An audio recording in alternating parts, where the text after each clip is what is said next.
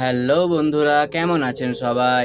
আজকে আপনাদের যে দেশটি সফর করাবো, যে বাকি দেশগুলির তুলনায় সম্পূর্ণ আলাদা। এখানেই রয়েছে বিশ্বের সবথেকে বড় গোল্ড মাইন। এই দেশের একটি পশুর পটি দিয়েই তৈরি করা হয় বিশ্বের সবথেকে দামি কফি। এখানে এক প্রজাতির ফুল রয়েছে যেটি 3 মিটার লম্বা ও 7 কেজি ভারী হয়।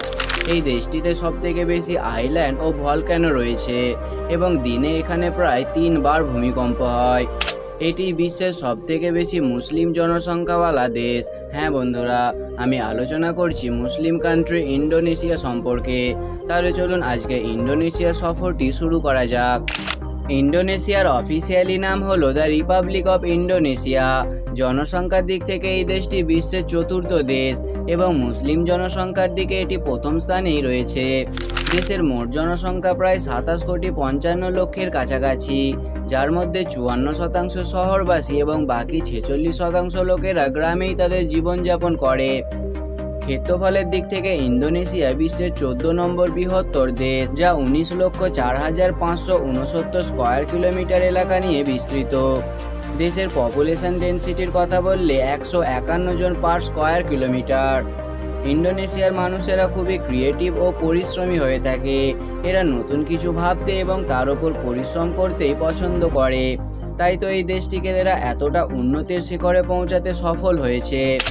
ইন্দোনেশিয়ার লিটারেসি রেট হলো 99.76%, অর্থাৎ এদেশের প্রায় প্রতিটি মানুষই শিক্ষিত। এরা সবার প্রথমে শিক্ষাকে গুরুত্ব দেয়, কারণ শিক্ষাই হলো উন্নতির একমাত্র চাবিকাঠি। ইন্দোনেশিয়ার কারেন্সি হলো ইন্দোনেশিয়ান রুপিয়া, যার মূল্য ইন্ডিয়ান রুপিতে 1 ইন্ডিয়ান রুপি সমান 194.89 ইন্দোনেশিয়ান রুপিয়ার সমতুল্য। অর্থাৎ এ থেকেই বোঝা যায় যে খুব অল্প খরচেই আপনি ইন্দোনেশিয়া সফরটি সহজেই করতে পারবেন। দেশের টোটাল পপুলেশনের 88% মুসলিম, 2% হিন্দু এবং বাকি 10% অন্যান্য ধর্মের মানুষেরা বসবাস করে। ইন্দোনেশিয়াকে আইল্যান্ড কান্ট্রিও বলা হয়, কারণ এখানে প্রায় 17,500টি আইল্যান্ড রয়েছে। এখানে এমন কিছু কিছু আইল্যান্ড রয়েছে যেখানে কোনো মানুষেরা যায় না, কারণ তাদের মতে এই আইল্যান্ডগুলিতে নেগেটিভ এফেক্ট কাজ করে, অর্থাৎ সেখানে নাকি ভূত প্রেতের আড্ডা রয়েছে। এই দেশটিতে একের অধিক ভলক্যানো রয়েছে, যার মধ্যে অনেক ভলক্যানো এখনও অ্যাক্টিভ। ইন্দোনেশিয়াতে অবস্থিত বিশ্বের সবথেকে বড় গোল্ড মাইন, তাই তো অন্যান্য দেশের তুলনায় এখানে সোনা অনেক সস্তায় পাওয়া যায়। চলুন বন্ধুরা, এবার যাওয়া যাক ইন্দোনেশিয়ার ইনকাম সোর্সগুলির দিকে। ইন্দোনেশিয়ার মূল ইনকাম সোর্সগুলির মধ্যে অন্যতম হলো ইন্ডাস্ট্রি সেক্টর। দেশের জিডিপির প্রায় 46% ইন্ডাস্ট্রি সেক্টর, 38% সার্ভিস সেক্টর ও বাকি 14% এগ্রিকালচার সেক্টর থেকে আয় হয়। আপনি কি কখনো রেফ্লেসিয়া আরভোলিয়া ফুলের ব্যাপারে শুনেছেন? এই ফুলটি বাকি ফুলের তুলনায় সম্পূর্ণ আলাদা। এটি 3 মিটার লম্বা ও প্রায় 7 কেজি ভারী হয়। ইন্দোনেশিয়া সুমাত্রা নামক একটি আইল্যান্ডে শুধুমাত্র এই ফুলটি পাওয়া যায়। বন্ধুরা, ইন্দোনেশিয়ায় সিবেড নামক একটি প্রাণীর পটি দিয়ে তৈরি হয় বিশ্বের সবথেকে দামি কফি।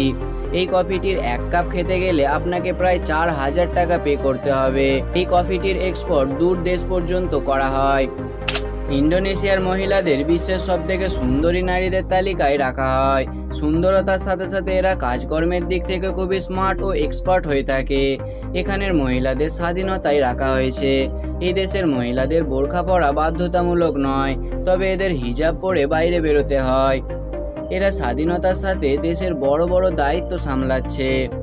বন্ধুরা, আপনারা শুনে অবাক হবেন যে ইন্দোনেশিয়াতে মোট 400-রও অধিক ভলক্যানো রয়েছে, যার মধ্যে অনেক ভলক্যানোই এখনও অ্যাক্টিভ রয়েছে, অর্থাৎ এগুলি যখন খুশি ব্লাস্ট করতে পারে। আর এটা জেনে আরও অবাক হবেন যে এই দেশটিতে দিনে প্রায় 3 বার ভূমিকম্প হয়, তবে এগুলির মাত্রা এতটাই কম যে কোনো টেরই পাওয়া যায় না। চলুন বন্ধুরা, এবার ইন্দোনেশিয়ার কিছু ট্যুরিং প্লেসগুলির দিকেও যাওয়া যাক। সবার প্রথমেই আসছে দেশের রাজধানী ও সবথেকে বড় শহর জাকার্তা। এটি বিশ্বের 3য় অধিক জনসংখ্যাওয়ালা শহর। দেশের প্রায় 55% মানুষই এই শহরে বসবাস করে, কারণ এখানে ইনকামের একের অধিক স্কোপ রয়েছে। পপুলেশনের কারণে এখানের রাস্তাঘাট সবসময়ই জ্যাম থাকে। এখানের মানুষদের অধিক পরিশ্রমের কারণে এই শহরটি আজ অন্যান্য শহরের তুলনায় অনেক উন্নতি করতে পেরেছে। ইন্দোনেশিয়া একটি মুসলিম কান্ট্রি হওয়া সত্ত্বেও এখানে রয়েছে বিশ্বের সবথেকে বড় বুদ্ধা টেম্পল। এতে প্রায় 504টি বুদ্ধা স্ট্যাচু রয়েছে। এটি দেখার জন্য প্রতি বছর দেশ বিদেশ থেকে হাজারো ট্যুরিস্ট এখানে আসে। এছাড়াও এখানের পপুলার ট্যুরিং প্লেসগুলির মধ্যে অন্যতম হলো বালি, কোমোডো ন্যাশনাল পার্ক, ডেরাওয়ান, মাউন্ট রিংজানি ছাড়াও আরও অনেক। তো বন্ধুরা, ইন্দোনেশিয়া সফরটি আপনার কেমন লাগলো কমেন্টে অবশ্যই জানান।